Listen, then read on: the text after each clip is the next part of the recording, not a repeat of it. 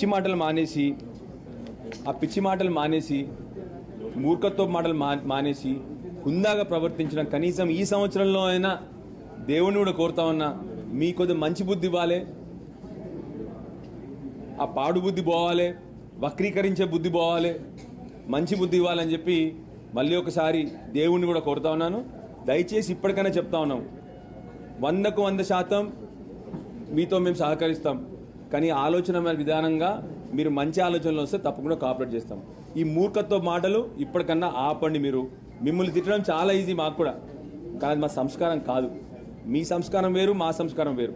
ఇప్పటికన్నా మారండి, ఇప్పటికన్నా ప్రజల్ని మోసం చేయకండి, తెలంగాణ రాష్ట్రాన్ని వంచకండి అని చెప్పి ముఖ్యమంత్రి గారికి, అదేవిధంగా ఉత్తమ్ రెడ్డి గారికి మంచి అడ్వైజర్ని పెట్టుకోండి. మీరు సబ్జెక్ట్ అర్థం చేసుకోండి. సబ్జెక్ట్ అర్థం చేసుకున్న తర్వాత వట్టిగా అరవడం కాదు, సబ్జెక్ట్ అర్థం చేసుకోండి. ఫస్ట్ అర్థం చేసుకొని డిస్కషన్కి రండి, ఫుల్లీ ప్రిపేర్డ్గా రండి అని చెప్పేసి ఉత్తమ్ రెడ్డి గారు కూడా రిక్వెస్ట్ చేస్తాను.